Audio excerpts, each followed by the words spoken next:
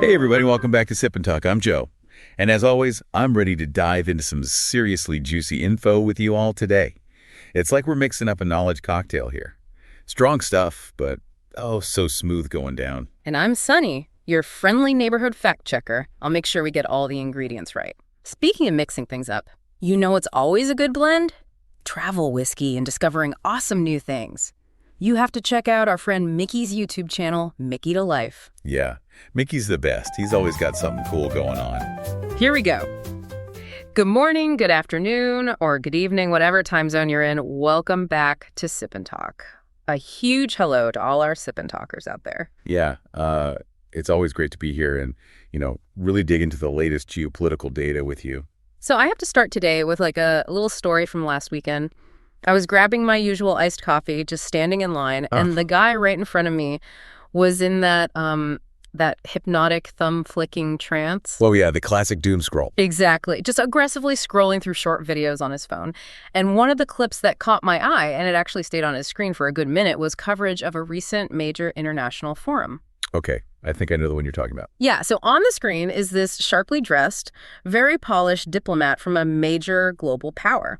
And he's smiling, like super benevolently. And the subtitles are translating his speech where he's claiming his nation is a builder of world peace and a defender of international order. Right, the usual diplomatic messaging. But the kicker is, the video editor had literally added CGI graphics of little white pea stubs fluttering around his shoulders. CGI pea stubs. Yeah. Wow, that is incredibly subtle. I am not kidding. I was holding my iced Americano and looking at those fluttering doves.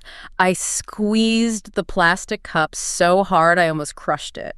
I mean, the contrast between that beautifully packaged social media video and the hard intelligence data we've been reading all week was it was staggering. Well, it's a good thing you didn't crush it, or that barista would have been deeply annoyed with you. Oh, totally. But you've just highlighted the absolute magical realism of modern international relation. While those glossy win-win propaganda videos play on loop on our smartphones, the reality behind closed doors is moving the exact opposite direction. Right. Right now, the printers at the Pentagon, the Australian Department of Defense, and various Western intelligence agencies are practically overheating. They are churning out endless, highly classified assessments on gray zone conflicts and asymmetric warfare. And that contrast, that disconnect is exactly why we're bringing everyone into the Sip&Talk studio today. Exactly. We are bypassing the PR packaging and the diplomatic speeches entirely. We're going to look purely at the hard data, the congressional intelligence reports, and the objective facts. No emotions, just the evidence. Right, just evidence. We are going to unpack what these defense assessments say is genuinely happening under the table right now, from proxy wars to chemical precursors, and really try to understand the systemic geopolitical gambits currently in play. It's such a necessary conversation because the defense data points to a massive disconnect. Let's look at Eastern Europe for a second. Okay, yeah. There has been a very public, highly broadcast stance from this major power claiming absolute neutrality in the Ukraine conflict. The official line is, that they do not provide lethal aid. But wait, when you dig into the latest intelligence data from late 2025, that narrative gets incredibly complicated, right? Because the reports outline something very different. Completely different. Classified findings, which were recently summarized in open congressional hearings, tracked around 200 Russian military personnel who were secretly trained by the supposedly neutral actor. Wow. 200. Yeah. But beyond personnel, the more significant issue is the massive influx of dual-use technology. I always get stuck on that term. Dual use basically means a product can be used for civilian purposes, like a commercial camera, but also for military purposes, like, say, a drone sensor. Exactly. But isn't selling lithium batteries and microchips, isn't that just standard global trade? How do these defense reports differentiate between a normal export and fueling a war? Well, it comes down to scale, intent, and the specific end users. The intelligence reports track advanced navigation optics, high-capacity lithium batteries, and very specific aerospace microchips that are entirely bypassing civilian markets. Oh, so they aren't going to electronics stores? No, they're going directly to state-owned defense contractors. The analysts describe this not as trade, but as a massive, invisible blood transfusion. It is the exact logistical supply chain keeping the Russian military-industrial complex alive and functioning through 2026. That makes so much sense. It's like telling a judge, hey, I didn't help that guy start a fight. I didn't throw a single punch. I just, sharpened his knives, gave him highly specific medical supplies, and filled his garage with steel pipes. That's a great way to put it. Like, you aren't pulling the trigger, but according to the data, you are manufacturing the gun, aiming the sights, and paying for the ammunition.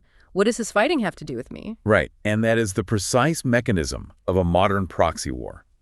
And the intelligence assessments show this knife-sharpening strategy extends far beyond Eastern Europe. It is heavily influencing the Middle East as well. Okay, let's get into that. If we look at the escalation from early 2025, known as Operation Epic Fury, intelligence reports laid out exactly how Iranian proxy forces were operating with a sudden, frankly terrifying level of precision. They were hitting targets they traditionally shouldn't have had the technological capability to hit with that level of accuracy, right? Right. And the data traces this back to commercial satellite data. Specifically, the reports cite data streams from companies like Changwon Satellite being utilized to precisely target over 20 U.S. military bases and radar stations. Let me pause you there, because how does that work in practice? How does a militia group use a commercial weather or mapping satellite to conduct a military strike? Well, commercial satellites today have incredible resolution. They aren't just taking blurry photos of cloud cover anymore.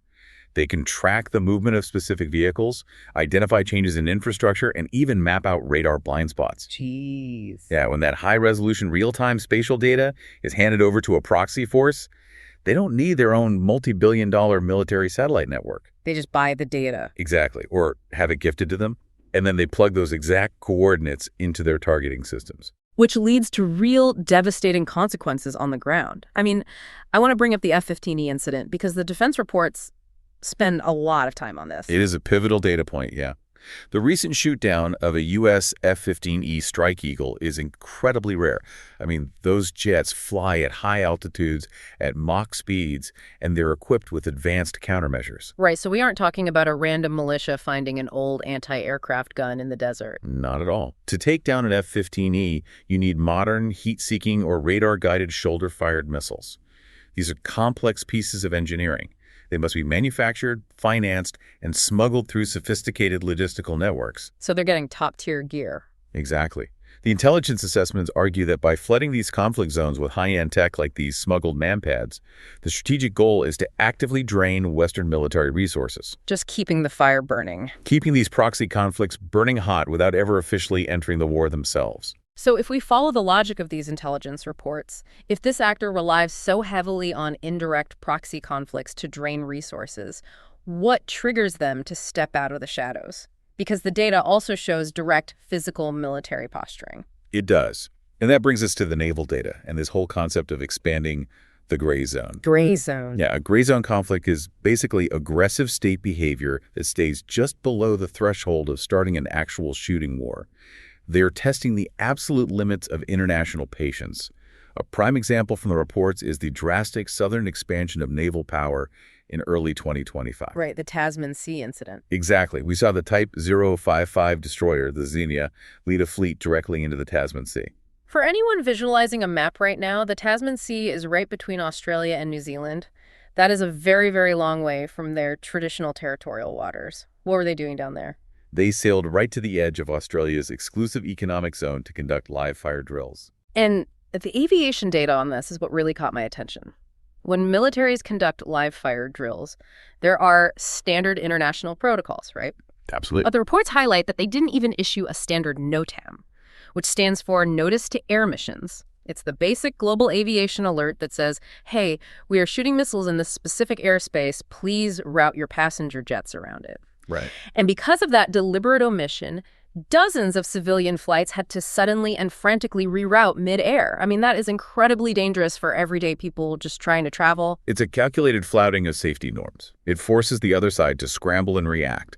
And it is corroborated by other aggressive actions documented by the Australian Defence Forces. Like what? Well, the reports detail instances of extreme close-quarter intercepts of Australian RAF P-8 reconnaissance planes.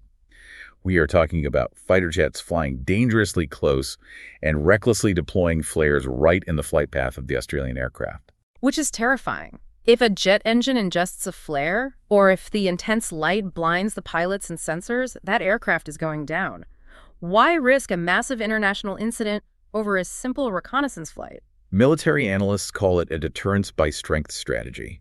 It's backed by the fastest expansion of naval and nuclear arsenals the world has seen since World War II. Wow. The goal outlined in these reports is to systematically test the boundaries of the Indo-Pacific.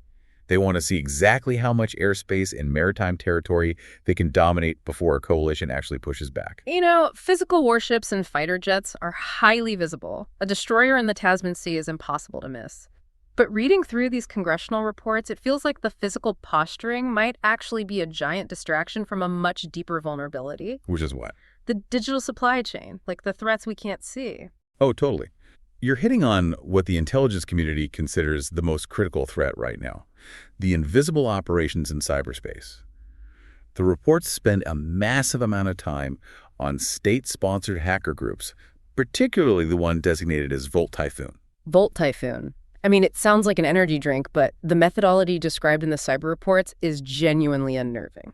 It fundamentally changes how we understand cyber threats.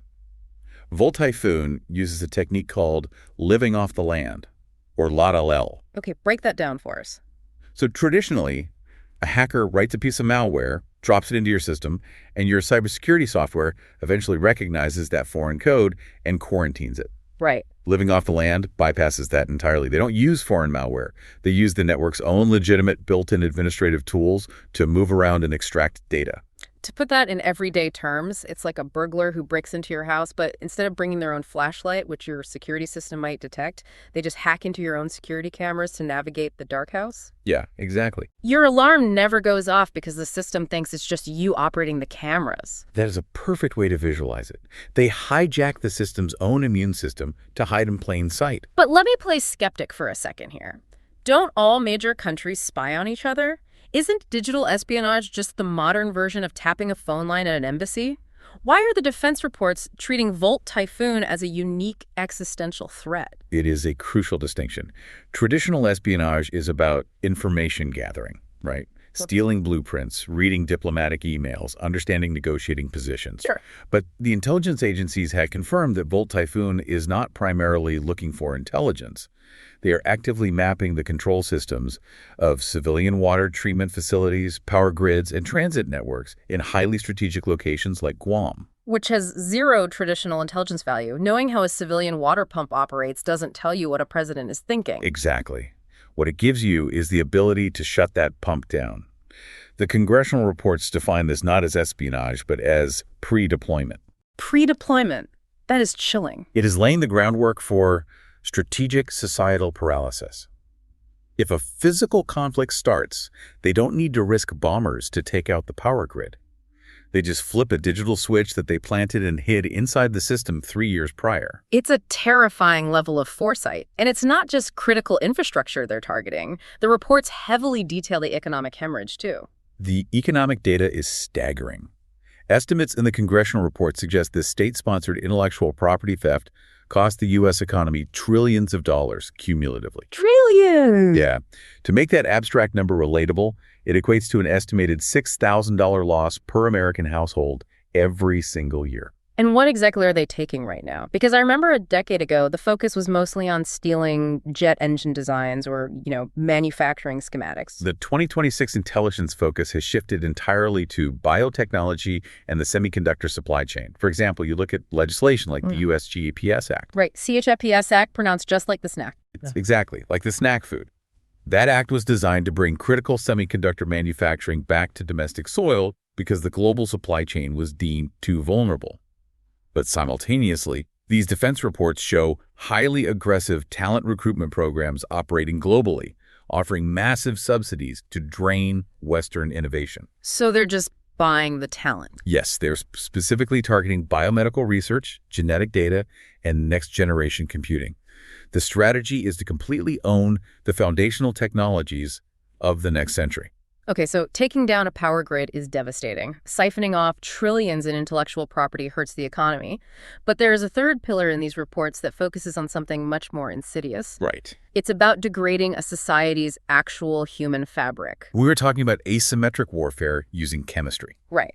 The data draws a really striking parallel here. We are all aware of the fentanyl crisis devastating American youth and communities, but the reports show the exact same playbook happening globally. It's happening everywhere. In places like Taiwan, their local enforcement agencies are currently battling a flood of what they call zombie e-cigarettes, which contain a highly dangerous, addictive anesthetic called etomidate.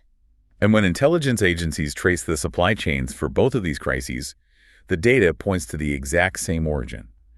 Investigations have shown that up to 97% of the chemical precursors required to manufacture fentanyl originate from subsidized chemical factories overseas. Can we clarify the term precursor for a second? Because they aren't shipping the finished illegal drug. No. Precursors are the raw chemical ingredients. To use an analogy, it's like legally shipping massive quantities of flour and sugar directly to a cartel bakery. Got it. The factories produce these chemicals, often receiving government export subsidies and tax rebates to do so, and then they funnel them straight to transnational cartels in Mexico. The cartels then synthesize the fentanyl and push it across the border. So the export subsidies basically create plausible deniability. The factories can just say, hey, we just manufacture basic chemicals for industrial use. What the buyer does with them isn't our problem. Exactly. But the intelligence assessments argue that the strategic outcome is crystal clear. By subsidizing these specific exports, it acts as a form of asymmetric warfare designed to drain a rival society's labor force, overwhelm its healthcare system, and degrade its sheer willpower. Entirely without firing a single shot. Right, not a single shot. It is systemic disruption, and while the chemistry attacks the physical health of a society, the reports also detail the cognitive war targeting its psychology. If you look at the tracked state media narratives, they constantly push a specific line regarding geopolitics, particularly concerning Taiwan. Oh, the pawn narrative. Exactly. The narrative pushed to the public is Taiwan is just a pawn. The U.S. is just using you, and you are entirely disposable, which is just emotional blackmail. It's a textbook psychological operation designed to induce helplessness. But the defense reports break down the cold reality of international realism. In geopolitics, every single nation is a piece on the board. Alliances are built on mutual benefit, shared values, and strategic utility. Right. The strategy in international relations isn't to sit there and complain about being on the chessboard. The strategy is to make yourself the most valuable, irreplaceable piece on that board. Exactly. And according to global economic data, Taiwan has done exactly that. Their absolute dominance in sub-7 nanometer semiconductor manufacturing makes them the linchpin of the modern world. To put that in perspective, sub-7 nanometer chips are the microscopic brains that run everything from our smartphones and electric cars to our AI servers and advanced military targeting systems. They're in everything. Everything. Manufacturing them requires a level of precision and institutional knowledge that just cannot be easily replicated anywhere else in the world. If that linchpin is removed or blockaded, global technological infrastructure effectively grinds to a halt. You know, when you read through all these intelligence reports side by side, a massive contrast emerges in how different global powers operate. The data suggests one approach is primarily transactional. Nations want to negotiate trade deals, sign defense contracts, argue over tariffs on beef exports. They want to influence your wallet and do business. Right. It's traditional interest-based foreign policy. One wants to sell you insurance. Right. But the intelligence assessments paint the other approach as systemic disruption. The data on proxy wars, cyber pre-deployment, and chemical precursors suggests a strategy that doesn't just want to do business. It seeks to fundamentally uproot democratic systems, human rights, and reshape the international order from the inside out. One wants your business, the other wants your soul. It's an easy choice for anyone paying attention, which brings us to the most critical part of this entire discussion. We've laid out the congressional data on proxy wars, naval intimidation, Volt Typhoon, chemical precursors, and cognitive warfare. It creates a massive, highly coordinated information cocoon. Let me just take a deep breath here, because reading these reports and processing this level of intense information is heavy. It's incredibly dense. It really is. And it is so easy to hear all this data and just become angry, hateful, or entirely overwhelmed. So how did the analysts suggest we actually process this massive information cocoon? Well, the reports explicitly warn against falling into the trap of ethnic nationalism or blind hatred. It is absolutely vital that we clearly and constantly separate the geopolitical actions of a regime from the everyday citizens of that country. That is such a crucial distinction. We are looking at state-level data, not evaluating everyday people. So how do we push back against the misinformation? By bypassing the firewall. We do it by taking dense, classified adjacent congressional intelligence reports and translating them into plain language, which is exactly the mission of today's conversation. We rely on verifiable facts, we support independent documentaries, and we highlight the documented stories of transnational repression victims. And there's a huge emphasis in the tech sector right now on finding ways to pierce those digital iron curtains, right? Absolutely. The idea is that if domestic citizens inside a heavily censored country could see the actual economic data, like how billions of their national resources are being misallocated to secretly fuel proxy wars in Eastern Europe, while they suffer from massive domestic youth unemployment at home, the state narrative would shatter. So fostering transparency is the ultimate countermeasure. Exactly. Laying out these geopolitical chess moves, the hard data on fentanyl precursors, and the mechanisms of cyber pre-deployment, this is absolutely not meant to incite fear or drum up hatred. The intelligence community releases these unclassified summaries so the public can see the whole board. So you know what game is being played. Right. Because when you understand the mechanisms of how you are being manipulated, you can develop true independent critical thinking. And in this era of intense cognitive warfare and information overload, keeping a clear, independent mind is truly the most precious luxury we have. So here's my advice to you. Don't just swallow whatever logic someone tries to feed you on a short video clip with CGI peace doves. Seriously. Look at the complexity of the world, find your own value, and understand that maintaining your ability to think for yourself is the absolute best way to protect your way of life. But, here's a thought to leave you with as we wrap up today. We talked about Volt Typhoon and human hackers infiltrating our infrastructure. What happens in the next 5 years when artificial intelligence is trained to automate that living off the land technique? Oh, wow. Yeah, when AI can map our power grids and execute cognitive warfare campaigns thousands of times faster than any human operator ever could. The gray zone is about to get a lot more complicated. That is a terrifying and fascinating question, and definitely something we will need to explore in the future. We'd love to hear your thoughts on today's conversation. Whether you agree with our analysis of the defense data or have a completely different perspective, we want to hear from you. Also, if you have suggestions for new topics, maybe we dive deep into the ethics of that AI tech or explore some heavy philosophy, let us know. Be sure to subscribe to the Sip and Talk podcast wherever you're listening right now. And a quick friendly shout out to our old friend Mickey. Their YouTube channel, Mickey to Life, just dropped a brand new travel vlog that is definitely worth a watch if you need a breather from heavy geopolitics. Keep questioning what's behind the screen. Stay sharp. See you next time.